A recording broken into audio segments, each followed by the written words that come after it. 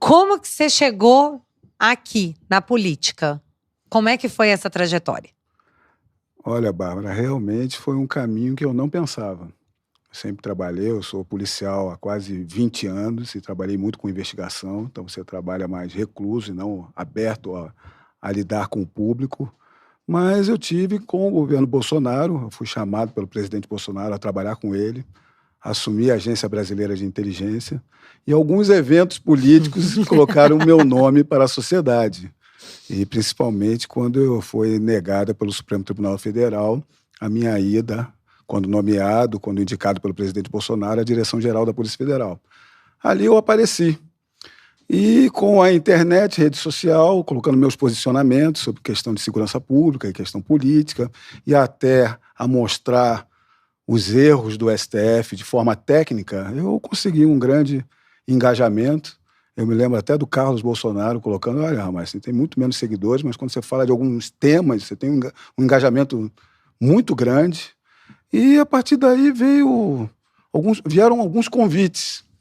Até um partido que o presidente Bolsonaro estava pensando em sair pela reeleição veio me procurar, eu não estava pensando na ideia, depois um outro partido veio me procurar. Eu levei a ideia ao presidente Bolsonaro, olha, presidente, estão me procurando para sair para a política. Ele falou, já estou sabendo, mas você vai sair no meu partido. Ele não tinha escolhido o PL ainda. E aí eu encarei, peguei uma nominata difícil, fiz um trabalho que deu certo, deu resultado e hoje estou aqui. E assim, você veio do Rio de Janeiro, a gente está assistindo hoje o Rio de Janeiro passando por uma grande crise de segurança pública, né? Você é casado, tem 2 filhos, lindos seus filhos, viu? Suas filhas, né? Linda esposa. Como é que é? Tem um apoio da família para a empreitada? Tenho total apoio da família. A família acredita que eu tenho muito para demonstrar e para trabalhar. Eu tenho uma filha de 12 anos e uma de 5 anos. Minha esposa já foi delegada de polícia como eu, hoje ela é procuradora, então ela é servidora pública, entende da responsabilidade, sabe o quanto eu amo o meu estado, quanto eu já trabalhei pela Polícia Federal no meu estado, sabe que eu conheço as origens do problema, então que eu tenho muito a acrescentar para o Rio de Janeiro, seja na Câmara Federal ou em qualquer cargo. Até porque você tem uma grande experiência em segurança pública, né? Essa é a sua pauta, segurança. E assim, não sei se vocês acham, mas parece que o Rio de Janeiro tá precisando de uma ajudinha nessa questão, né? E é um grande desafio, mas a gente já chega lá. Ramagem, esses últimos dias, seu nome estava em todos os lugares. Ramagem e Abin. No início, para quem viu manchetes, parecia assim, meu Deus, tem um escândalo da ABIN com o nome do Ramagem. E é interessante, né? É só sair assim, nossa, fulano pode ser candidato no Rio e pá, todos os holofotes vão para cima e eles tentam criar alguma coisa para ser explorado como algo negativo. Mas parece que a história não é bem essa. Explica pra gente, o que aconteceu com essa questão da ABIN? É uma estranha coincidência, né? Quando Sempre o coincidências. nome é divulgado para alguma posição, aparecem os conflitos e as confusões. Realmente, sempre querem culpar o Bolsonaro ou a gestão Bolsonaro por tudo que acontece no Brasil, inclusive após quase um ano de governo Lula. A ABIN esteve no centro de uma operação da Polícia Federal com base em um sistema que, segundo alegaram, fazia um rastreamento. Na realidade, esse sistema é o First Mile. É um sistema que foi adquirido ainda na gestão Temer, em 2018. Esse sistema ele não faz interceptação. Ou seja, esse sistema não entra no teu celular, ele não vê as suas mensagens, não vê o que você fala com as outras pessoas, não fala com ninguém. É um sistema apenas de localização. E de localização grosseira, Bárbara. Ele não faz uma localização como faz o seu próprio celular de 5 metros de distância. Ele faz uma localização, ele diz se você está na esplanada dos ministérios, por exemplo, ou se está em Copacabana. Ele não consegue dizer se você está numa rua ou em outra. Esse sistema foi aprovado a aquisição com parecer da AGU em 2018. Então é um sistema válido para utilização, segundo a própria AGU. O que ocorre é que essa investigação toda aconteceu, isso não foi previamente divulgado, porque nós, na gestão Bolsonaro, a minha gestão como diretor-geral da ABIN, nós fizemos uma investigação em cima desse sistema. Esse sistema foi vendido para várias instituições no Brasil, em vários estados. Por que nunca chegaram nesse sistema? Porque nós apenas fomos os primeiros a levar uma correção a esse sistema. O que aconteceu, para explicar o contexto todo de forma detalhada para você? Quando eu cheguei na ABIN, que foi no julho de 2019, eu vi que era uma agência que estava analógica, muito por governos anteriores que não davam atenção para o que uma inteligência possa fazer. Analógica, quando eu digo, é no papel. Não havia sistemas. Sistemas comuns. Quando você conhece a administração pública, você sabe que existe o SEI, Sistema Eletrônico de Informações. É um sistema comum de documentos. Né? Acabou a papelada, já está com esse sistema há muito tempo. A ABIN não tinha nem isso. Então a gente teve que botar um SEI interno, um SEI para contato externo e uma gama de sistemas para haver controle. Quando eu vi essa situação, Bárbara, o que eu vejo? Por que a questão do papel? Exatamente para a ausência de controles. Ou seja, você não controla o que está sendo feito nos demais departamentos. Então, o que a gente fez? Eu entrei em julho de 2019. No começo de 2020, eu passei uma correição geral. Eu pedi até para o ministro Wagner, da CGU à época, que me indicasse uma pessoa de conformidade da CGU. Trabalhei com um perito da Polícia Federal lá dentro, trabalhei com gente da AGU para fazer uma correição geral em todas as aquisições da ABIN, seja de tecnologia, seja a compra de notebooks, câmeras, qualquer outro tipo de compra de software, até os mais complexos. Depois de quase um ano dessa correição geral, a correição me veio com um diagnóstico. Olha, você tem que passar lá na ABIN, não havia esses controles. Você tem que fazer uma comissão de aquisição, você tem que fazer um plano de projetos, as pessoas têm que passar pela conformidade de cada compra, os diretores que têm que fazer a fiscalização, não tinha nada disso, Bárbara. E essa correição me apontou vários equipamentos e sistemas que poderiam ter algum tipo de problema. E esse First Mile foi um deles. Então, a partir da correição geral, a gente fez correções específicas. E eu fiz uma correção específica nesse sistema First Mile. Entendi. Então, assim, a ação que foi desencadeada da Polícia Federal, que tentaram envolver o seu nome, só foi possível porque você fez o diagnóstico de que havia um erro ali, que poderia haver alguma coisa ali. E tem um personagem muito específico no meio dessa história, que é o senhor Fortunato, né? Fortunato é o nome dele. Que no início prenderam, para quem não sabe da história, prenderam essa pessoa da ABIN. E ele tinha, acho que, 170 mil reais em dinheiro com ele. Dólares, 170 mil dólares em dinheiro com ele. E aí tentaram fazer essa ligação, sabe? Tipo assim, era a ABIN, que era do Ramagem, o cara foi preso e tal. Mas também não é bem assim, né, Ramagem? Exatamente. Vou além, Bárbara. Nós fomos fazer essa correção específica no contrato e no sistema. Perguntamos ao diretor adjunto, que era o chefe desse departamento de operações, esse sistema está trabalhando corretamente, está tendo controle? Veio uma resposta que sim, dentro dos parâmetros legais. Quando eu perguntei diretamente ao diretor de operações, que era o Fortunato, não vinha resposta, Bárbara. Não apenas desse sistema, de outras questões também. Não vinha respostas, deixavam protelando e a gente querendo saber como era usado o sistema. Eu vou lhe dar um exemplo, porque a gente conhece mais a dinâmica policial. Se você vai fazer uma vigilância, e esse sistema é para poupar a vigilância, é para não botar o agente lá de cara com a pessoa que ele tem que fazer a vigilância. Então, se você vai fazer uma vigilância numa Polícia Federal, por exemplo, vai ter um inquérito ou um procedimento por trás, vai vir uma ordem de missão para dizendo o que tem que fazer na vigilância, vai indicar os agentes que vão fazer essa vigilância. Não sei se eles vão usar um satélite, se eles vão à rua, um equipamento ou um sistema, mas vai haver um pedido, vai dizer quem são os agentes. E, ao final, esses agentes vão fazer um relatório. Ou seja, se você acessou um sistema, tem que ter o porquê de acessar o sistema e o resultado. Na ABIN não tinha nada disso. Então as pessoas podiam entrar lá no sistema, usar o sistema sem saber quem entrou, o que fuçou, o que fez. Não tinha esse relatório de informações do que era feito com o uso desse sistema. Exato, isso é o controle. Não tinha um controle do porquê acessar o sistema e os relatórios do sistema. Então, a gente precisava fazer esse mínimo controle e saber quem eles estavam utilizando. Do contrário, pode se desviar, se usar para um fim privado, um fim particular, para um fim irregular da ferramenta. E esse departamento de operações é como se fosse um departamento de elite na ABIN. São oficiais de inteligência, antigos, carreira de Estado. Eu não coloquei nenhum policial lá, em respeito, e porque o policial é de fora, realmente. Ou seja, o papo de ABIN paralela ali não existia, porque só havia oficiais de inteligência de carreira, inclusive, que trabalharam em outras gestões. Então, quando não veio resposta alguma e eu não tinha controle de quem eles estavam acessando, o que eu fiz? Exonerei o Fortunato e, no mesmo mês, levei todo o procedimento de correção para a corregedoria. A corregedoria, Bárbara, ela é como se fosse autônoma em cada instituição pública. Tem mandato corregedor, tem o aceite da CGU e o procedimento corre ali.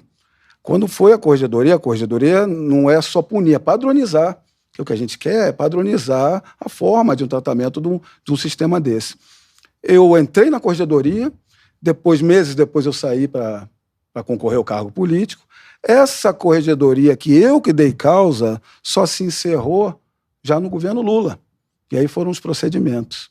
Agora, a questão é que a pessoa que eu exonerei foi recontratada num cargo superior na ABIN no governo Lula. E encontrada com 170 mil dólares. Bem, aí na operação da Polícia Federal, vincularam primeiro a mim. Sim.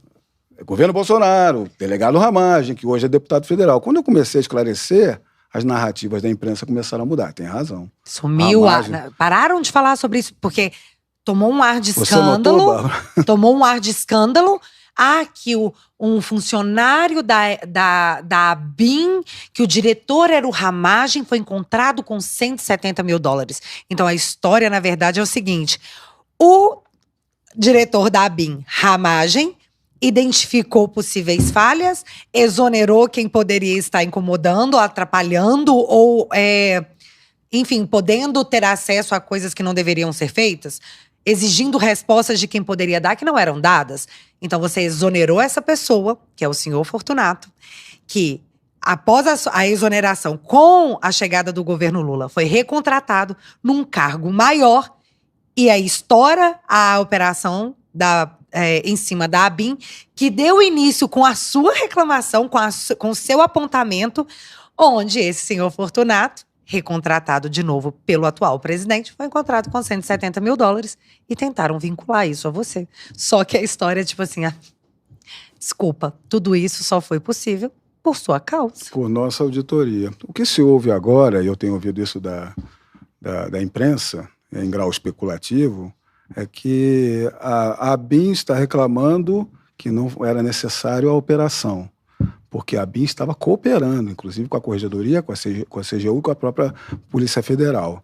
Mas se estavam apagando logs na gestão Lula e se encontram 170 mil dólares, onde a origem ainda não está devidamente informada, a operação foi necessária e útil.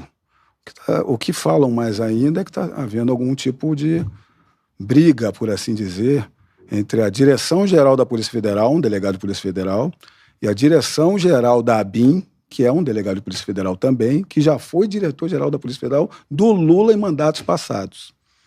O que estão especulando é que há uma possibilidade do ministro Dino sair para o STF e abrirem um novo Ministério de Segurança Pública e estão cobiçando esse ministério e, por isso, essa contenda. Essa parte eu não sei se é verdade, mas há alguma lógica, né? Não, a lógica é o burburinho, porque estão se falando em abrir o Ministério da Segurança Pública, o que não faz sentido, porque o ministro da Justiça é o ministro da Justiça e segurança pública. Mas olha que legal, se você separa esse ministério em dois, você consegue abrir mais carguinho, né? E tem gente em Brasília que só funciona quando leva um ministério. Não tô citando nomes, não tô se ficar chateada porque vestiu a carapuça, viu? Mas, Ramage, como é que você enxerga esse tipo de coisa? Porque você sabe que agora que há uma expectativa enorme em cima do seu nome para a Prefeitura do Rio de Janeiro, e além da sua atuação na CPMI, que, bom, eu acompanhei bastante, o pessoal aqui do canal também acompanhou, porque estava em praticamente todos os vídeos.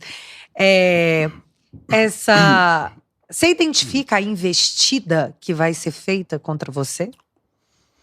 Olha, o meu nome realmente, se houver essa possibilidade de me candidatar à Prefeitura do Rio, primeiro que não foi batido o martelo, ainda será definido, acho que para o ano que vem. Mas o presidente já disse que você seria o nome dele. Eu sei que eu tenho a confiança do presidente, eu fico muito feliz, isso é uma grande responsabilidade, inclusive. Eu estou à disposição, já conversamos. Tem outras pessoas que estão desejando também concorrer. Eu já estava, antes de ser cogitado meu nome, eu já fui chamado para toda a questão de ordem pública do Rio de Janeiro, qualquer que fosse o candidato à prefeitura do PL, eu já tinha sido chamado para auxiliar no plano de governo e em demais assuntos. Então, qualquer pessoa que for indicada, estará com todo o meu apoio. Mas você é um desses também que, tipo assim, ó, se precisar, segurança pública, manjo bastante. Se precisar, se eu for indicado, nós estaremos na missão com muita felicidade pelo nosso Rio de Janeiro. Nossa, porque tá um caos o Rio, né? Você consegue fazer um diagnóstico olhando de cima? De cima e de dentro, né? Como carioca, à como vontade, exatamente. Família no Rio de Janeiro. Isso são anos de má gestão, Bárbara. São anos de políticas equivocadas.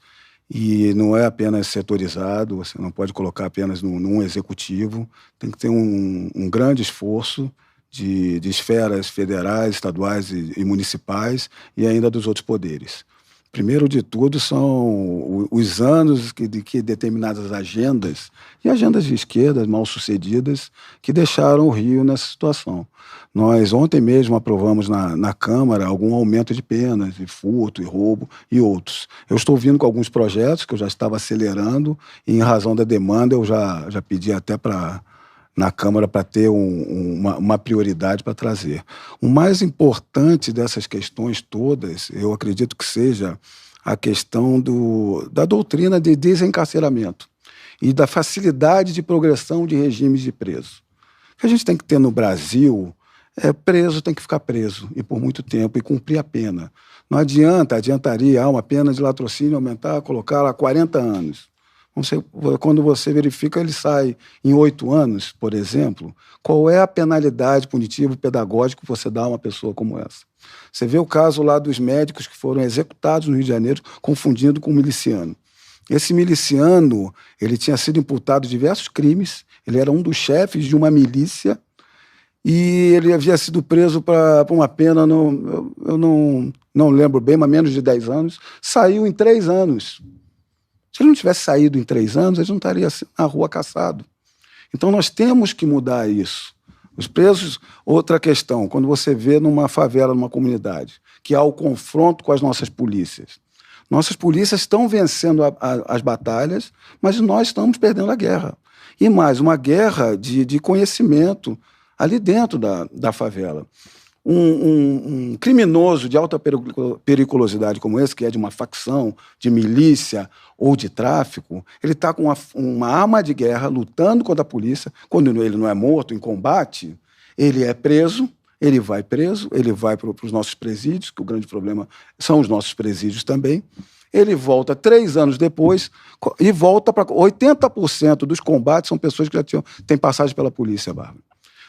Então não é um problema de se fazer leis, é de aplicar a lei existente. De aplicar a lei, de auxiliar a valorização das polícias, de não haver um desencarceramento, de não haver uma progressão de regime como está, e mais ainda, não é uma questão somente de polícia.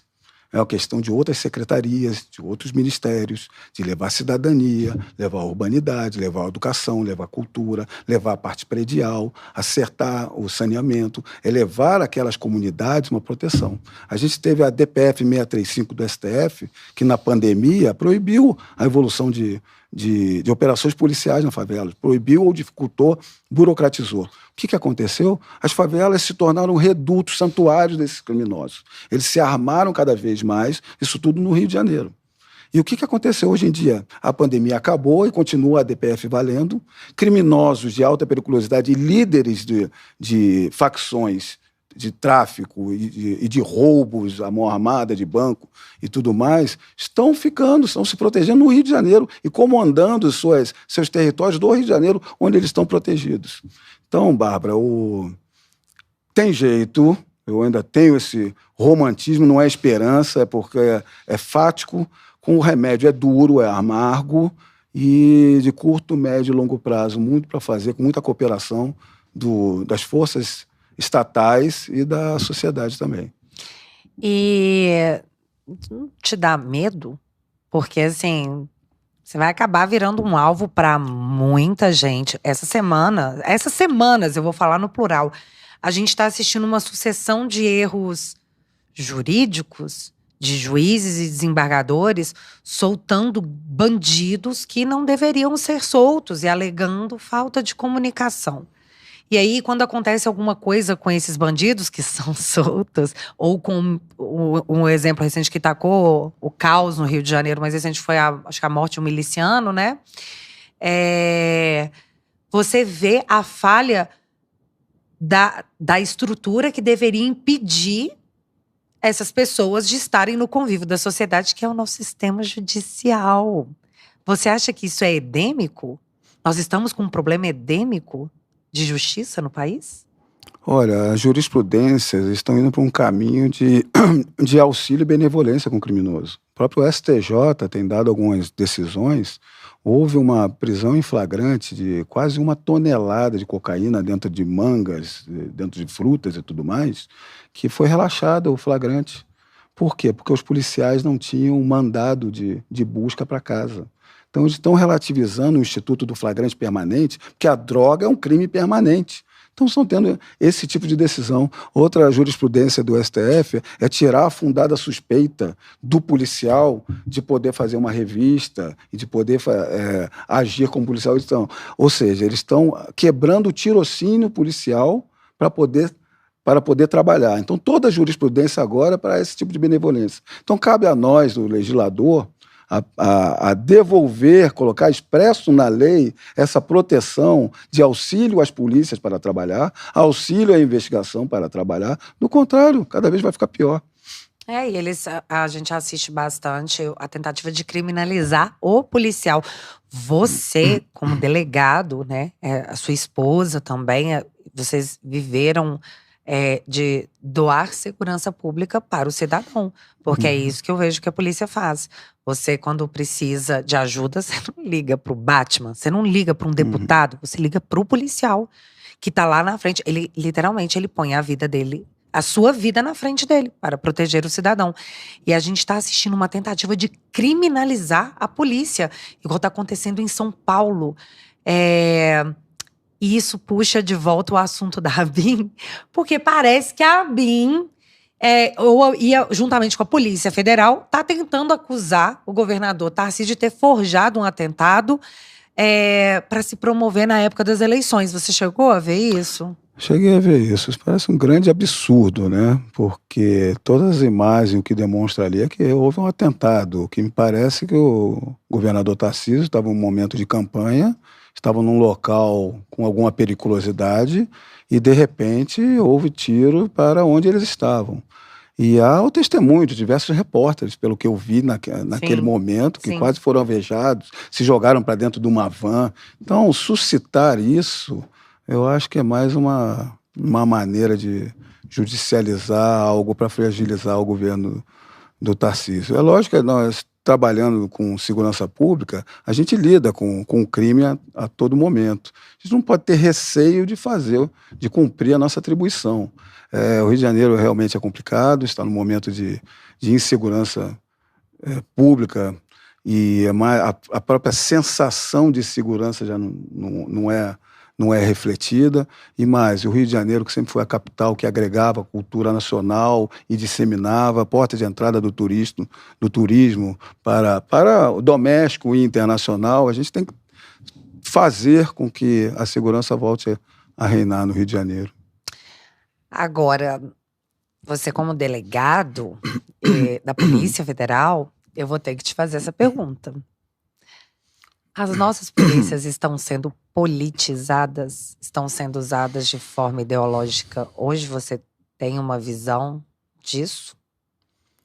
Olha, eu acredito que a Polícia Federal está muito ligada ao Supremo Federal, além do que essa atribuição é colocada na Constituição. A Polícia Federal é a Polícia Judiciária da União. Ela cumpre os mandados, faz a execução das decisões judiciais. Mas quando você verifica, e é em conteste, que há um judiciário que extrapola as suas atribuições, invade os demais poderes e, mais ainda, destrói todo o nosso sistema acusatório. Quando você vê o nosso sistema acusatório, pela própria Constituição, ele é formado pela parte de investigação e acusação, que é da Polícia e do Ministério Público, e o juiz tem que estar fora dessa parte. Quando nós notamos que dá um jeito de uma interpretação de um regimento interno, que é anterior à Constituição da República, que para se criar inquéritos no Supremo Tribunal Federal, para que esses inquéritos sejam presididos e a investigação presidida por um ministro do Supremo e da forma sem cumprir o devido processo legal, e você vê que a Polícia Federal não faz uma contestação a isso. Há indicações de delegados para presidir inquéritos diretas de um ministro do Supremo. Isso invade a instância do Executivo. Decisões que são flagrantemente ilegais. Todo servidor público sabe que ele não deve cumprir decisões ilegais. E da forma da arbitrariedade, como estão compondo, a gente vê que foi todo levado para um lado para compor essa ditadura do judiciário que nós vivemos hoje em dia. Mas o que de fato, assim, eu não entendo muito bem, mas eu tenho certeza que você entende. Você pode dar essa luz para a gente, até para esclarecer. O que a Polícia Federal poderia fazer? Porque a gente cobra muito, eu, Bárbara, eu imagino que vocês também, cobram muito o Senado, que é uma casa que o Constituinte elegeu para ser o revisor, o guardião de um outro poder, né? Que a história é essa, é um poder vigiando o outro. O Senado seria aquela casa que teria esse poder de vigiar o vigia, né? E não age.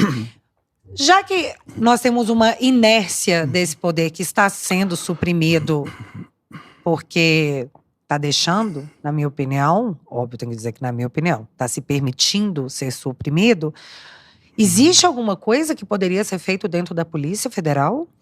Olha, o delegado que vai cumprir o mandado, você não pode culpar essa pessoa. Essa pessoa recebe um mandado para ser cumprido. E não é essa pessoa que vai se revoltar contra uma instituição ainda maior como um Supremo Tribunal Federal. A Polícia Federal poderia, assim, por meio da sua corregedoria, emitir pareceres demonstrando a ilegalidade de determinados procedimentos. Isso pode ser feito. Agora, realmente, a estipulação de freios e contrapesos da nossa Constituição, são feitos vários controles, e esse é um desses.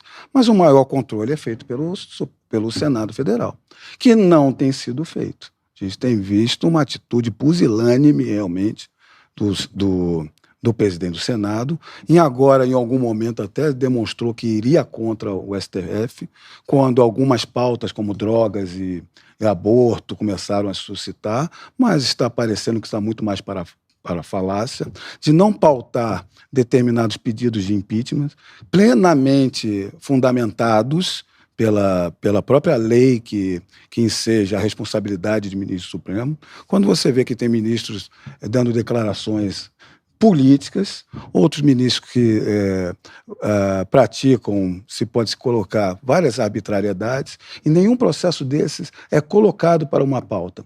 Mais ainda, determinados controles para que se editem leis que vão de encontro com essa dominação do judiciário. Então, o maior controle que possa ser feito é do Senado Federal.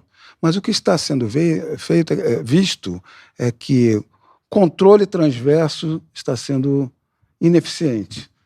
Se é o Senado Federal que controla o Supremo Tribunal Federal, e é o Supremo Tribunal Federal que julga os atos dos senadores, esse mecanismo a gente está vendo que não está dando certo. É esse mecanismo que tem que ser aprimorado. E a Câmara?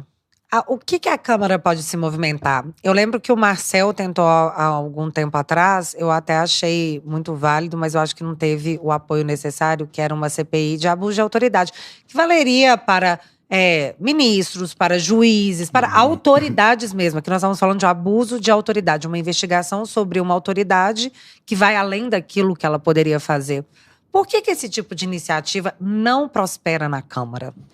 Olha, Bárbara, infelizmente, primeiro, quando houve a eleição da Câmara de 2022, nós ficamos felizes com a quantidade de parlamentares de direita que chegaram ao Congresso. Foi todo mundo feliz. Nossa, o Congresso mais conservador e tal. Mas quando a gente verifica, não é bem assim, né? O próprio PL, um terço do PL, vota com o centro ou com os direcionamentos do governo. Então, nós acabamos por ser ali 30% ou menos. A gente não consegue realmente... Quando as pautas são de valores na Câmara, a gente consegue agregar porque a opinião pública cobra desses parlamentares. Agora, quando a pauta é mais de gestão pública, de auxílio ao governo, o governo despeja bilhões em emendas, acaba puxando determinados parlamentares. A população tem que estar atenta quem são esses parlamentares. Uma CPI do abuso, como a do Van Hatten, que eu apoio também, sempre causa alguma forma de evidências, demonstração e controle mais para frente. Deveria ser estatuída. Mas, voltando, o Senado que tem essa prerrogativa primeira de controlar o Supremo Tribunal Federal. Nós temos como editar leis que cheguem lá. Houve essa iniciativa de tentar haver um mandato para ministro do Supremo. Eu acho perfeito e adequado. Não é apenas não é revanchismo nem ir contra o Supremo. Nós queremos uma reforma do judiciário, porque não é apenas o STF. O acesso da população ao judiciário é muito ruim. Exato, ela é abrangente, né? Quando a gente fala de uma reforma do judiciário, a gente pensa só hoje, porque é um assunto muito em alta. Olha que doideira, né? No Brasil, o que é em alta? Suprema Corte. Mas envolve todo o judiciário brasileiro que, querendo ou não, o STF, ele baliza todas as outras decisões, né? O que eles fazem reflete em todo o judiciário, em todo o território nacional. Exato. Se eles têm, diferente de uma corte americana que julga centenas de processos ano, eles têm mais de 100 mil processos ano, e não largam, eles têm tanto poder para mexerem e interpretar a lei, por que eles não largam esses processos todos, distribuem pelas instâncias, não deixa chegar a eles para decidir, que é uma corte constitucional? Porque decidir processo é poder, é isso que eles desejam. Agora, como o ativismo judicial é plenamente executado no STF, o ativismo judicial adentrou em questões políticas. Pela nossa Constituição e pelo constitucionalismo ocidental, se você atua numa questão política, quem faz política tem que ser eleito e tem que ter mandato. Então, uma possibilidade de um mandato que seja a proposta de 10 anos para ministro do Supremo é plenamente válida. Que queiram fazer, então, uma reforma política em todos os poderes, tá bom, eu gostaria que não houvesse reeleição, faça um mandato maior, 5, 6 anos para o executivo, federal, municipal, estadual. Que os mandatos dos parlamentares também tenham um aumento, ou o senador menos. Faça esse trabalho, mas coloque um mandato para o ministro do Supremo Tribunal Federal. As coisas iriam mudar, Bárbara. Eu acredito nisso. Até porque há um movimento dentro do Senado, uma coisa que não se esperava, e aí a gente não sabe se é falácia, né? Conforme eu acredito que seja, porque… Rodrigo Pacheco. Desculpa, mas eu votei nele, eu posso falar como é que fala? É lugar de fala? Eu tenho lugar de fala. Mas eu vejo alguns senadores entendendo a necessidade disso, porque se enxerga que tem muito poder acumulado. Então, você acha que se tiver esse debate, isso prospera? Se o debate for permitido com a participação da sociedade, que está com medo de participar do debate, político, principalmente com assuntos que envolvem a Suprema Corte. As pessoas estão com medo. Mas isso é coisa de democracia, acontece isso mesmo. Você acha que prospera? A Câmara vai apoiar?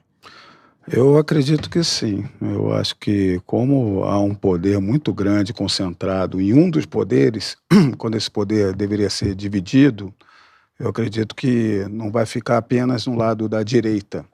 Vai angariar o espectro do centro, por assim dizer, e até da esquerda. Que não é, como eu falei, não é uma forma de equilibrar, como prega a própria Constituição. Sim. Então, eu acredito que vai ter uma aceitação. Não sei se é imediata, não sei se o projeto deve andar agora. Por isso que é tão importante a eleição para o Senado, né, em 2026. Que lá vem Alcolumbre, né? Aparece do nada, Alcolumbre some um pouquinho, aparece um pouquinho, 250 quilômetros. Meu Deus, o cara tá lá na CCJ já pensando em 2026, vou voltar. E pelo que eu estou ouvindo, vai ser de novo Alcolumbre versus Calheiros. E eu fico, meu Deus. Tá aí a importância da gente eleger senadores, né? Porque esse tipo de coisa não poderia acontecer. Já tivemos o mandato de Alcolumbre, já tivemos o mandato do Renan Calheiros, que, por sinal, é interessante lembrar, né? O Renan Calheiros, ele desobedeceu uma ordem suprema de falar assim, não, você vai sair, você não vai ser mais presidente, você vai ter que se retirar, presidente do Senado. E ele falou, beleza, obrigada, joga fora, acabou, aqui a gente não vamos cumprir. Uma ordem do Marco Aurélio de Mello de... Foi, não cumpriu, ignorou, e parece que o prognóstico é esse. Senador Alcolumbre e senador Renan Calheiros para a própria presidência do Senado. Meu Deus do céu. 2025, né? 2025 teremos uma nova eleição. Não tem sossego, né, Ramagem? Jesus Cristo, 2024, 2025, 2026. Já dizia um sábio filósofo contemporâneo de nossa época, de tédio a gente não morre. De fato. Por falar em tédio, que não aconteceu, tivemos meses de agitação com a CPMI dos atos do dia 8. E você estava ali junto com outros deputados, outros parlamentares, atuando em cima. Tivemos um relatório. Mas vamos para um contexto inicial, para a galera entender, desde o inicinho, a CPMI, que a esquerda não queria. Quando foram coletadas as assinaturas, o que a oposição queria investigar?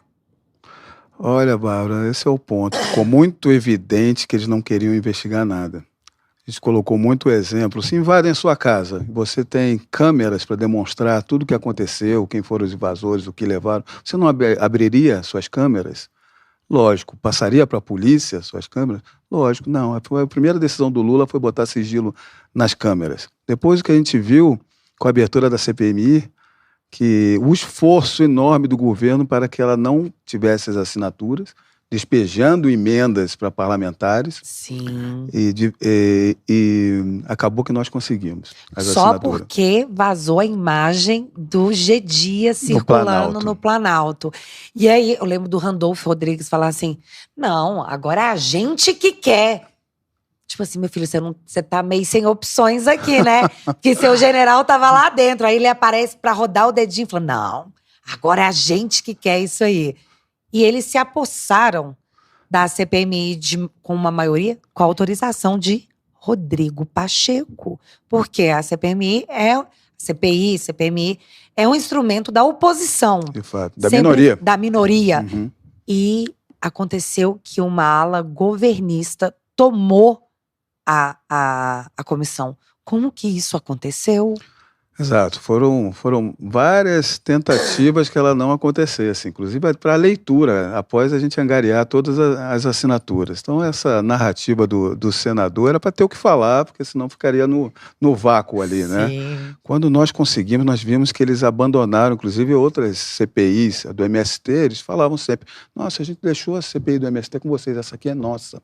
Que argumento plausível, nada plausível. Quando nós chegamos para a debater a mesa, primeiro nós vimos que as lideranças todas de Senado e Câmara já colocaram uma maioria, mesmo de partidos de centro. O centro é dividido, tem espectro de direita e de esquerda, botaram mais pessoas de esquerda. Então eles tinham o objetivo de ter maioria no plenário da CPI para ganhar as votações, o objetivo de ter a relatoria e ter a presidência também. Por isso que nós estamos discutindo uma melhoria por uma PEC para CPIs. Ou seja, quem presidente compor a mesa tem que ser dos partidos com maioria que pediram, mesmo que sejam a maioria sendo minoria no Congresso, mas maioria no pedido de requerimento para abertura da CPI. Quem compôs a mesa foram pessoas que não tinham assinado o pedido de CPI. Isso é um absurdo, né? Então, nós vimos que eles fizeram todo o esforço para dominar a CPI. Naquele dia foi uma grande derrota que nós tivemos. Nós achamos que tivesse perdido completamente o que nós gostaríamos de provar. Mas o que se viu no caminhar da CPI é que, como nós estávamos realmente buscando a verdade, para demonstrar o que realmente aconteceu, e eles estavam vindo para esconder e criar narrativas, nas oitivas, nós mesmos, as oitivas que eles chamavam, nós destruímos as narrativas deles e começamos a demonstrar muita coisa.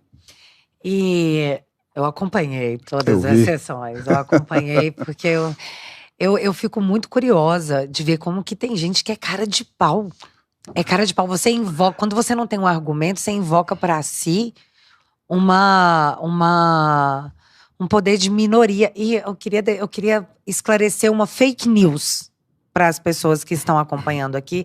Eu vejo muitas mulheres parlamentares dizendo assim: você tem que proteger nós mulheres somos a minoria. Nós não somos a minoria. 51% da população do Brasil é mulher. Então, nós somos uma maioria, não somos uma minoria. Então, esclarecimento feito. Eu assisti naquela CPI as mulheres que elas foram alçadas ali a sacar a carta do machismo. Eu posso gritar, eu posso berrar, eu posso acusar. Mas se você me responder, você é um machista que não respeita mulheres. Eu assisti isso acontecer. E, meu Deus, que paciência de Jó que é necessário. Porque como é que você argumenta quando você vem com fatos e a pessoa vem com vitimismo em cima? Porque nós assistimos isso. Vitimismo. Como é que vocês fizeram para driblar o vitimismo da esquerda dentro da comissão? É impressionante realmente, Bárbara, a forma como eles tinham que criar argumentos sem lógica alguma e a forma de defesa. E uma delas era essa, vitimização como questão feminina de ataque. Isso foi com relatora, isso foi com outras parlamentares, quando não havia nada disso, havia um debate realmente acalorado em algumas questões, mas com lógica, querendo demonstrar o alcance para que a investigação prosseguisse. Então, esses subterfúgios realmente são impressionantes. Não, a relatora, Elisiane Gama, às vezes ela fazia uma pergunta, ela falava, e ela não aceitava a resposta do depoente. Isso nós assistimos também na CPI do Covid, que o Renan Calheiros, ele não aceitava a resposta do depoente. E ela foi naquela mesma linha de não aceitar. Teve uma vez que o general Helena até falou assim, meu Deus do céu, mas assim fica difícil, não foi isso que eu falei? E ela tá lá falando que foi o que eu falei? E quando ela era interrompida, ela falava, é porque é uma mulher que tá aqui. Se fosse um homem, vocês não fariam isso.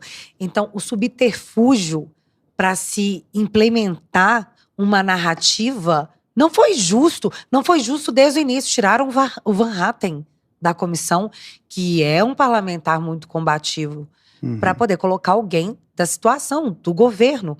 Então, eu vi desde o início uma oposição suprimida com a permissão do presidente do Senado, porque ele permitiu que isso acontecesse, ele deu autorização, tentando argumentar com fatos em cima de narrativas. E teve momentos icônicos. Para você, qual foi o maior desses momentos icônicos? Foram diversos, realmente. Mas o relatório final foi o mais icônico, porque demonstrou completamente que ela não estava ali para investigar o que aconteceu no 8 de janeiro. Ela elegeu, eles todos, elegeram o presidente Bolsonaro como culpado Desde o início, né? Desde o início. Desde o início. Ela, antes da CPI começar, ela já falava, não, que nós vamos aqui, o Bolsonaro é culpado, nós vamos provar a culpa do Bolsonaro. Isso é completamente contra qualquer técnica investigativa. Sim. Pelo menos, ao menos, se você acha que o culpado é determinada pessoa, mas implique uma técnica investigativa. Você vai ver qual é o fato, vai verificar se houve o crime ou não, quem cometeu, vai individualizar a conduta, aí você aponta. Não, o que ela fez? O presidente Bolsonaro é o culpado. Vamos ver quem está em volta dele, vamos analisar o governo dele, vamos fazer quebras de sigilo de todo mundo, desde o começo de 2019, o que tem a ver com 8 de janeiro de 2023, e vamos formular tudo o que está sendo tratado, que a gente sabe da Polícia Federal e do Judiciário, e vamos jogar aqui. Essa foi a estratégia deles, completamente fora. E quando viram que a gente quebrava as narrativas e estava conseguindo provar o que estava acontecendo, eles faziam esses vitimismos, protelavam, burocratizavam e fugiam dos assuntos principais. Não chamou o Dino, as câmeras não apareceram, foram diversas diligências que deveriam ter sido feitas ali, pelo menos atender a minoria, porque nós da oposição minoria, nós estávamos falando, pode trazer todo mundo que quiser aí, vai investir qualquer coisa também, mas aprovem os nossos. Por isso nós conseguimos algumas aprovações e vencemos. Muita gente fala, mas não deu em nada a CPI. Isso é um grande engano. Se você for lembrar, em janeiro, fevereiro desse ano, quem falasse do que aconteceu ali eram terroristas, e quem fosse contestar, a gente estava propenso, estava do lado de um golpe que queria ser dado. Nós mudamos essa narrativa. Hoje a gente conversa do que aconteceu e quem for uma análise imparcial vai ver que houve uma omissão deliberada e planejada do Ministério da Justiça e do GSI. E é nesse ponto que eu quero focar, porque foi criado um relatório paralelo, vocês leram os trechos do relatório, os parlamentares, né, dividiram trechos e leram trechos desse relatório, mas me conta, qual é a conclusão do relatório que a oposição fez? Nós demonstramos primeiro, a divisão do que é uma manifestação democrática, o que seria um golpe de Estado e o que é vandalismo. Um golpe de Estado teria alguma força política por cima, teria uma força de segurança militar ou da segurança do lado, que não houve. Se você for ver, os vândalos entraram, não havia segurança nenhuma, eles entraram nos gabinetes de ministro do Supremo, gabinete do Lula, entraram no Senado e na Câmara, houve uma mudança de poder entre esses três poderes? Houve em algum momento a ameaça ao poder do Lula, de algum ministro do Supremo? Não. Por quê? Porque eles não tinham com meios, eles só fizeram quebradeira ali. Então isso não é um golpe, porque eles só entraram numa estrutura pública. Outra questão, quantas pessoas nem entraram nessas estruturas, estavam ali com a bandeira do Brasil, com uma Bíblia na mão, não estavam querendo quebrar nada, não entraram em lugar nenhum, não quebraram nada e foram presas também. Então, a conclusão, teve pessoas que entraram realmente, mas estavam impedindo as pessoas de quebrarem. Então, a conclusão que a gente demonstrou mesmo é que houve omissão da Polícia Militar do DF e eles, quando nós demonstramos essa omissão, eles quiseram colocar uma culpa exclusiva da Polícia Militar.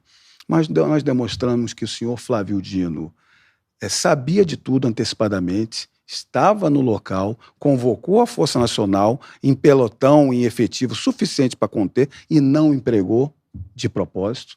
E o GSI, que tem à sua disposição um batalhão da Guarda Presidencial, também ficou lá fazendo ali, servindo água ali para os manifestantes e não cumpriu suas atribuições de proteção. Então nós mostramos todas essas omissões. Nós queríamos chegar adiante, sabe, Bárbara? A gente sabe ali que houve uns infiltrados, a gente queria chegar em outras questões, tanto que o senhor Flávio Dino sumiu com as câmeras. Você vai ver um ministério como o da Segurança Pública não guarda as suas câmeras, o Itamaraty do outro lado guardou. Ele sumiu com as câmeras, sumiu com os livros, ele não quis demonstrar o que estava acontecendo ali dentro. Ramagem, sabe o que eu fiquei me perguntando? Se uma coisa dessa acontece no governo Bolsonaro, se é um ministro do governo Bolsonaro que desaparece com umas câmeras assim, com esse tipo de imagem, estaria preso? Estaria preso? Condenado, imediatamente preso. Sim. Seria o absurdo nacional, a mídia cairia em cima. Não, agora com o ministro Flávio Dino, não. O ministro Flávio Dino, tanto se prova, demonstra que eles estavam ali para esconder, que toda a bancada, a grande bancada do Maranhão estava ali. Sim. na CPI, de Inclusive, senadores o e Espiridião deputados. Amin, o senador Espiridião Amin, ele falou assim: "Ué, vocês estão pedindo aqui para não ter anistia? Anistia, a maior anistia já foi dada." Foi fantástico o comentário dele. Ele pegou a plaquinha da anistia. Os senhores estão Foi. anistiando o ministro da Justiça aqui, que nem veio aqui Exatamente, com tantas exatamente. provas contra o Ministério da Justiça. Não, e como é que não. Como é que chama? O impedimento da pessoa, porque a relatora tem uma proximidade absurda com o ministro. Inclusive, eu vou até levantar isso depois, vou até colocar em algum vídeo, eu acho que as pessoas ainda não têm conhecimento. Das pessoas próximas a Elisiane, o marido dela, acho que a filha também, que conseguiram cargos públicos quando ela se tornou relatora, desculpa. É interessante que logo após o plano de trabalho que ela apresentou, depois de algumas audiências, a gente estava se perguntando qual cargo que alguém vai ganhar da família dela após o relatório final. Vamos levantar isso, né? Vai que tem, né? O Não nosso estamos insinuando relatório, nada, tá? Por favor. Só piadinha. O nosso relatório ele vai para as omissões, demonstra cabalmente as diversas omissões, demonstra que a gente não conseguiu ouvir determinadas pessoas, como a Força Nacional, eles impediram a gente de escutar a Força Nacional, que estava lá para ser empregada, e termina com os indiciamentos, demonstrando que as pessoas que devem ser imputadas crimes, e ainda com diversas propostas legislativas, como a que eu falei, de uma alteração, uma PEC no dispositivo de CPIs, para que ele se torne efetivamente um instrumento de investigação e da minoria. Mas que tenha o plenário, tenha a discussão no plenário, mas que a mesa, a relatoria, seja parte das pessoas que deram entrada ao requerimento. Porque um governo não vai investigar o seu próprio governo. Não vai. É óbvio que vai haver uma... As pessoas vão ser tendenciosas. Mauro Cid. O pessoal ouviu o Mauro Cid, que passou horas dizendo: "Obrigado pela pergunta, mas não vou responder. Próxima." Queriam convocar novamente. Para protelar, para se queimar dias de CPI, chamando pessoas que não tinham nada a ver com aquilo, humilhando pessoas. Nossa, Ramagem, eu não sei você, mas me quebrou Coronel Naime. Coronel Naime me quebrou. E o cara tá preso até hoje. Até hoje. E o que faz numa hora dessa? Coronel Naime foi uma das primeiras oitivas e ali eles viram que a gente estava preparado. Que a gente sabia o contexto, sabia quem estava sendo injustiçado, as arbitrariedades que estavam acontecendo, desde as prisões, como das decisões judiciais. Não se entrou em parte de decisão judicial, não se entrou nos presos. Coronel Naime, a gente demonstrou na hora ali que ele... Primeiro, ele estava de licença. Ele não fez parte de planejamento de execução nenhuma. Quem fez parte de planejamento e execução errou.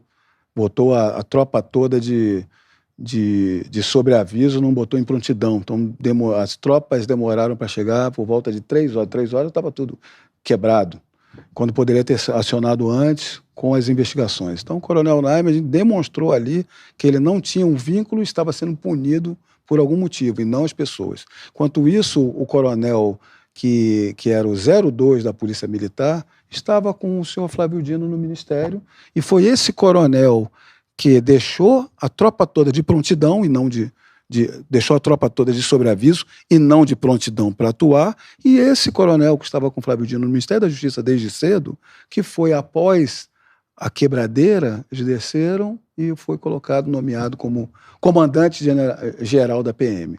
Então, não é coincidência. Isso tem uma lógica estrutural do que aconteceu. A gente demonstra, assim, que eles sabiam o que estava para acontecer, tinham tropas para empregar e não empregaram, deixaram acontecer, e quem estava junto foi promovido. Tem uma outra coisa também, que foi a ida repentina do Lula para Araraquara na noite do dia 7, sendo que já haviam vários relatórios. O Saulo da ABIN, né? Ele falou que chegou a falar diretamente com o G. Dias, né? A gente vai ter problema, vamos ter problemas, o negócio vai sair do controle. Não tem como falar que não sabiam.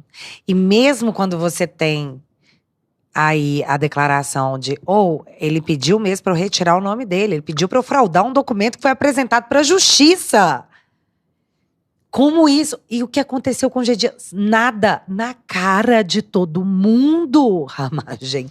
Na cara de todo mundo. Isso está bem especificado no nosso relatório. Primeiro, que a ciência era completa e geral. E não apenas pelos relatórios da ABIN, que cumpriu seu papel. As ameaças foram colocadas. O general G. Dias, inclusive, subtraiu alguns dos alertas que foram para eles. Um dos alertas dizia de manhã, no dia 8, ou seja, daria tempo de acionamento, que, olha, diziam que os manifestantes estavam dizendo, não, a gente vai poder entrar porque as forças de segurança não vão fazer nada. Isso é um relatório da ABIN. E diziam como eles estavam seguindo em marcha até a esplanada dos ministérios, ou seja, havia tempo, mesmo que se não sabendo dias anteriores, havia tempo de fazer a mobilização devida para conter esses manifestantes. Não foi feito. Ainda, o presidente Lula, como já foi declarado por qualquer ministro do GSI, ele tem contato direto, é o ministro do Planalto, né? São 4 ministérios que ficam no Palácio do Planalto. Tem contato toda manhã com o presidente da República. Se eles colocam dessa forma, isso o próprio general Aureliano testemunhou, que estava sempre com o presidente Bolsonaro de manhã, o ministro do GSI tem que fazer isso. Então é claro que o Lula estaria sabendo da questão, e que foi comprovado. Só que o Lula a gente já conhece, né? Ele nunca sabe de nada. Você se lembra do mensalão. E a gente sabe que uma viagem de presidencial não é de sopetão como foi feito. Sim. Porque primeiro ele tem que mandar um esquadrão avançado para ver a segurança, vai a parte dele de cerimonial verificar o que está acontecendo, ele avisa a imprensa com antecedentes para a imprensa estar no local. Nada disso foi feito. Foi feito de uma hora para outra. Não, foi feito para que Lula, vai ter evento aqui. É melhor você estar longe. Vai acontecer, é melhor você estar longe. É claro que a gente acha, nós achamos que você tem que dizer isso por causa da democracia. De fato. Por causa da democracia, tem que dizer isso. A gente imagina relativa. Que isso pode ter acontecido. Democracia eleitoral. Saiu que no mundo nós somos uma democracia eleitoral, ou seja, em período eleitoral nós temos democracia. Acabou. Aí é relativa. Aí é tipo, cada um por si. Tipo democracia da Venezuela, porque o Lula já disse que na Venezuela tem muita democracia. Muita democracia. Então, a gente não pode falar alguma coisa sem deixar fixado assim. Eu acho, é a minha opinião. Apesar que a opinião também é criminalizada. Agora a Venezuela houve, né, a suspensão das primárias da oposição pela democracia relativa lá do ditador da Venezuela, que o governo Lula tanto apoia. Que a gente sabe, né, um grande projeto para a América Latina de agenda socialista, de uma ditadura, espalhar a miséria que a gente conhece desses regimes. Aí literalmente eles conseguem deixar a situação mais igualitária, né? Fica todo mundo pobre igual, exatamente. E olha só, né? A maior rival do Maduro na Venezuela tá inelegível, cancelaram as primárias. E aí estamos vindo de mais uma condenação do Bolsonaro no TSE, agora pelo uso político do 7 de setembro. Eu não posso rir sobre isso, porque rir dessa condenação, que é muito boa, porque não posso falar realmente que é, né? Ridícula. Pode atentar contra o Estado Democrático de Direito, e é que nós não fazemos esse tipo de coisa, de forma nenhuma. Mas mais uma decisão para tornar inelegível alguém que eles não querem de jeito nenhum que possa ter a oportunidade de ser votado pela população. E eu não sei se você tem essa impressão, eu vejo muita gente triste com muita coisa e parece que a gente perdeu de 7-1. Tô assim, filhinho, nós não perdemos de 7-1 não, nós perdemos de gol de ouro. E eu não vou nem entrar no detalhe se o juiz torcia para o mesmo time, mas nós não perdemos de 7-1. Então agora eu enxergo a tentativa de retirar a possibilidade de escolha do cidadão. O que você acha que vai acontecer nessa situação? Quando a gente verifica que uma inelegibilidade, uma punição dos direitos políticos tão grave, primeiro do presidente foi porque ele fez uma reunião com chefes de Estado, que é a atribuição dele de chefe de Estado. Se ele estava contestando a questão eleitoral, ele concorreu no pleito eleitoral, ele saiu derrotado e reconheceu. E mais, e agora quando a segunda inelegibilidade é em razão do 7 de setembro, eles estão criminalizando a reeleição. Então retirem a reeleição do Brasil. Sim. Porque como é que ele vai ser um chefe de Estado e não vai participar no 7 de setembro e não vai poder se pronunciar? Eu lembro que eles evitaram o discurso da ONU do presidente, porque seria eleitoral. Ele estava falando para o chefe de Estado, ele fez um relatório de todo o governo dele e isso foi cortado. Eu lembro também que as lives dele no Palácio Planalto, que é a casa do presidente da República, exato, olha que foi doideira. cortado. Enquanto a Dilma fez isso com o William Bonner e com todo mundo lá. E num cenário muito mais espetaculoso, né? Então, se você não pode botar um presidente que é possível pela Constituição a reeleição, como é que ele vai fazer campanha se ele tem que estar nos atos públicos? É lógico que não é uma campanha em ato público, ele está revelando o que ele fez do governo dele. Isso é campanha? Então ele não pode fazer nada.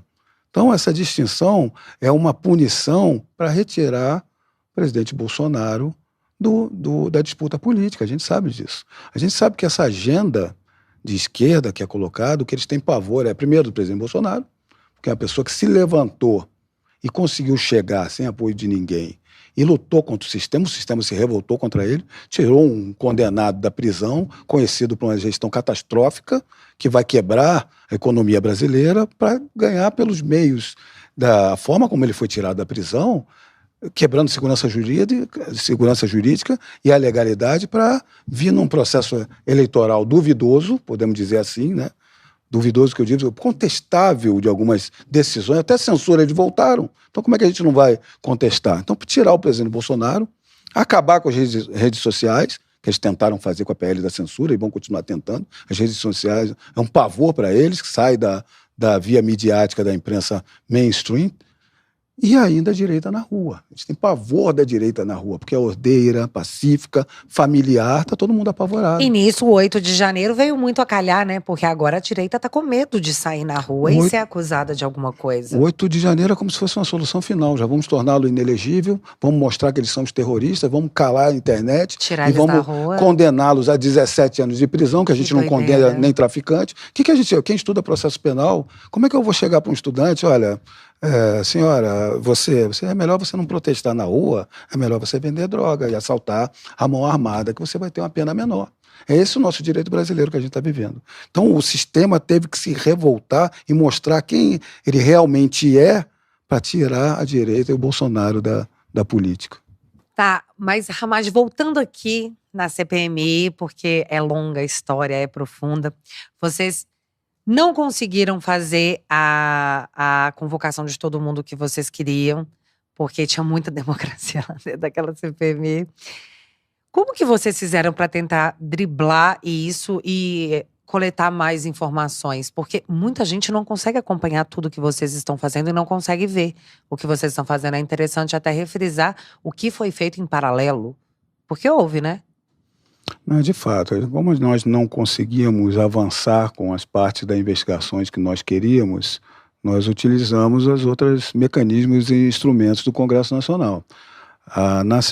Na Comissão de Segurança Pública, que eu sou membro titular, na Câmara, eu comecei a convocar, eu junto com o deputado Sanderson, o deputado Marcel Van Hatten, começamos a convocar na comissão algumas pessoas. Como essa parte das arbitrariedades judiciais, desde a prisão e da forma como estavam esses presos sendo tratados, não estavam sendo levantados, em nenhum momento foi levantada na CPI, a gente levou para esses lados.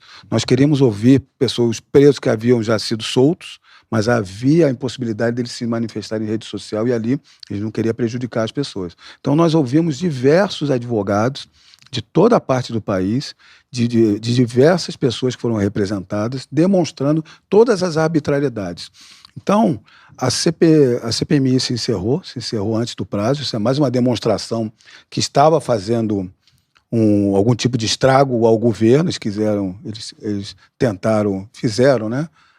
Que ela se concluísse mais rapidamente, porque ela poderia ir até final de novembro, né? Era o prazo dela. Ela encerrou com 3 ou 4 sessões de antecedência, né? Exatamente.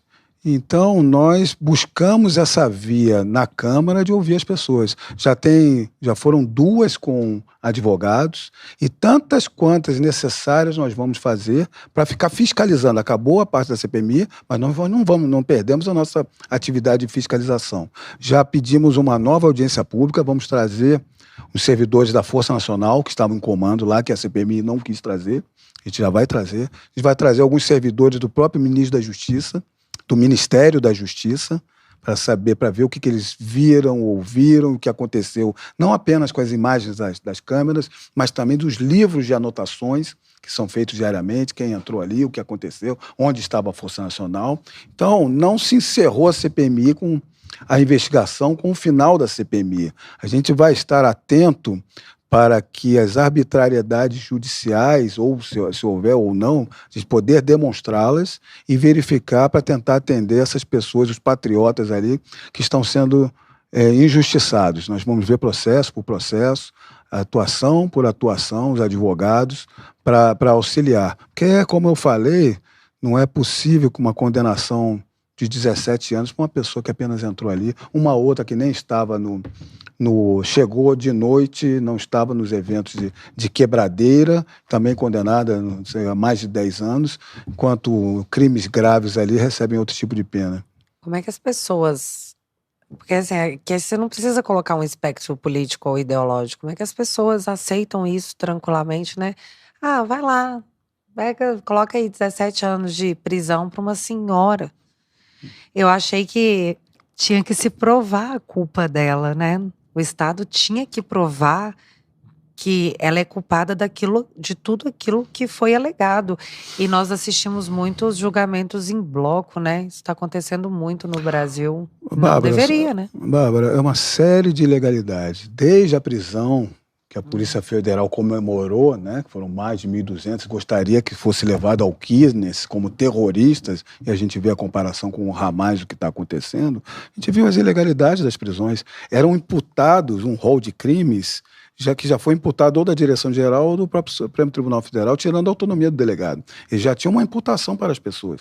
Era um rol de 10 crimes, diversos crimes, inclusive de terrorismo, que não se aplica a qualquer conduta daquelas do terrorismo, para manter essas pessoas presas. Depois não se respeitou a audiência de custódia, não se respeitava visitas, não se respeitava o devido processo legal, o acesso aos autos.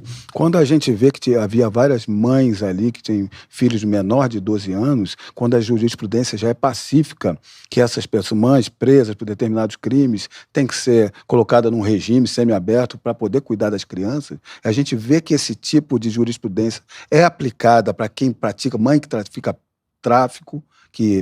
tráfico, e não foi aplicada a esse tipo de pessoas. E as condições com que as pessoas estavam, várias pessoas ali em regime de solitária, um regime diferenciado de solitária, sem acesso ao advogado. Então, a gente verificou, e como você falou, julgamentos em blocos, sem dar acesso, quando a competência não é do Supremo Tribunal Federal, porque há alguém ali com foro prerrogativa de função, há alguém vinculado a algum parlamentar. Eles estão querendo indiciar, parece que eles estão querendo indiciar alguns parlamentares para dar uma coautoria para trazer todo mundo. Para trazer o foro para ir falar, não, estamos aqui porque tem parlamentar com foro, então envolve a Suprema Corte. Gênios maléficos, meu Deus do céu. De fato, quando você tiver a quantidade de arbitrariedade, onde está a OAB? Porque nós somos do Legislativo e estamos fiscalizando, mas cadê a nossa OAB? A OAB tomou um passa, moleque, né? Sumiu. Na audiência. Não, teve as audiências no Supremo, no plenário do Supremo, com a presença, foi para sustentação oral. Aí teve lá a manifestação do maravilhoso Sebastião, doutor Sebastião. E aí, depois disso, foi retirado. Não vai ter mais sustentação oral e tal, Vamos passar para o virtual. Exato. Que é gravada a sustentação e com certeza não é. E aí você pega com Deus e confia que eles vão assistir tudo. Só que aí a OAB se manifestou. Apenas nesse ponto. Foi, e falou assim, não pode. Tem que fazer a sustentação oral. E aí, foi assim, a resposta foi assim. Tá, senta lá, Cláudia. Foi plenamente ignorada. Aí eu falei, meu Deus, olha o ponto que chegamos. Esse é o resultado de uma ineficiência de tantos pontos que chegou ali e não foi ouvido. A única questão que estavam dando valor. Por quê? Porque falar no púlpito no STF é uma questão de valor da advocacia. Eles foram brigar apenas por isso. Mas brigar pela defesa dos presos, da garantia de defesa, da ampla defesa, não fizeram.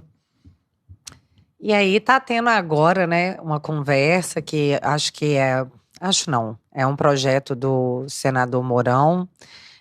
Eu sei que ainda não há uma grande repercussão sobre isso. Não sei como que está a aceitação dessa lei no plenário. Eu sei que nas redes sociais rolou uma campanha para consulta pública que teve. Não sei se você chegou a Sim. ver, né? A gente conseguiu abrir, eu acho que mais de 70 mil votos de diferença pela aceitação, né, desse projeto de lei de anistia. De anistia para as pessoas que estão sendo… Bárbara, as condenações são tão absurdas que é uma forma de demonstrar à população que não se deve fazer manifestações democráticas, porque você tem que punir o vandalismo. Concordo. Vandalismo, o dano tem que ser punido, individualizado as condutas. Agora, você condenar todo um espectro político de direita nacional que sempre foi ordeiro, não é por aí, isso não é democrático.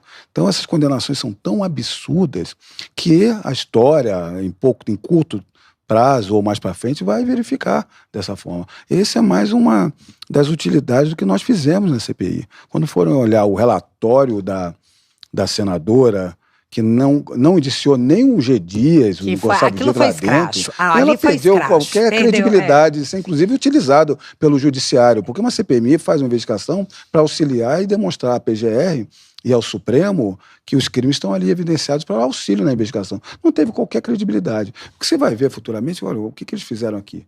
Eles realmente teve uma falha de segurança, teve o vandalismo, que tem que ser punido, e houve uma arbitrariedade completa de processos sem as mínimas garantias e condenações de pessoas que estavam ali. Você vê, se for comparar lá com os Estados Unidos, com Washington, que houve questão semelhante, que tem que ser condenado, né? Condenável, reprovável, inclusive, as pessoas, os líderes foram condenados a 3, 4 anos. E a gente sabe como é o rigor da lei nos Estados Unidos. Aqui foi realmente para que não haja pessoas na rua.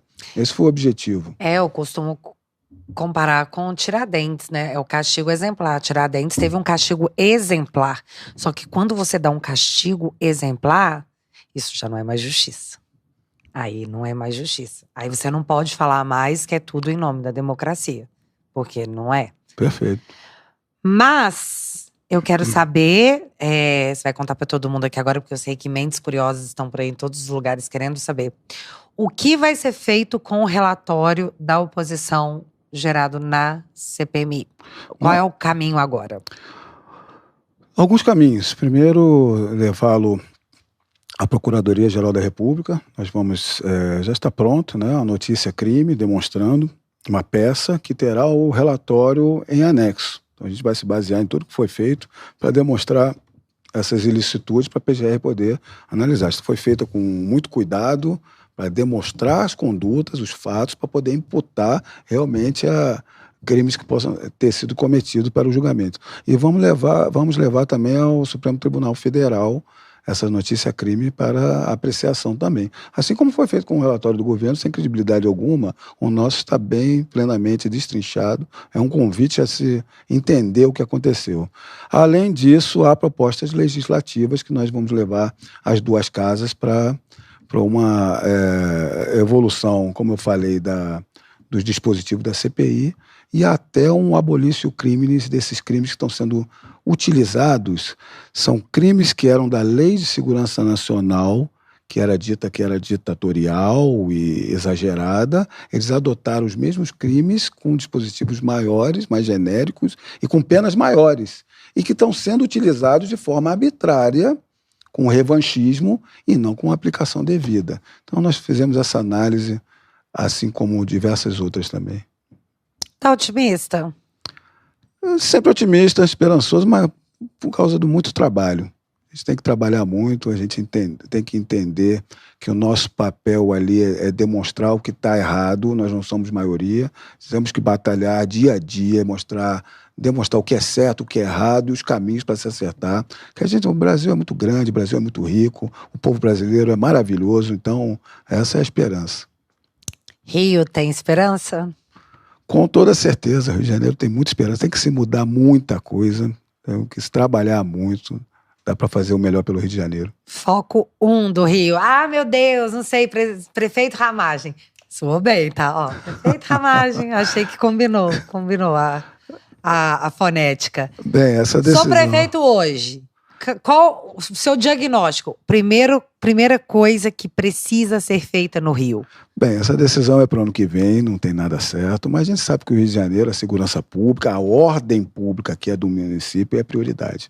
Mas a ordem pública não é apenas questão da guarda municipal, não é apenas uma questão das polícias, é uma interatividade de problemas que devem estar juntos. A gente precisa de um Rio de Janeiro limpo, um Rio de Janeiro com comércio vibrante, para receber realmente uma cidade maravilhosa, para receber e voltar a ser o centro cultural do Brasil. Amém, amém. Espera-se. Oportunidade, cariocas, terão para poder mudar isso aí. Mas isso serão as cenas dos próximos capítulos?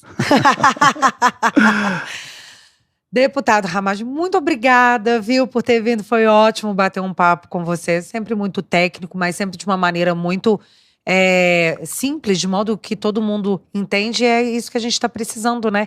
Informação direto da fonte. Sempre que quiser, pode voltar, tá? Muito obrigado, Bárbara. Eu estou muito feliz de estar aqui contigo. Então é isso, gente. Hoje tivemos Ramagem. E no próximo, não sei, vocês que vão me dizer. Então vocês coloquem aqui no comentário quem vocês querem ver aqui batendo papo com a gente. Muito obrigada a todos vocês pela audiência e até o próximo episódio.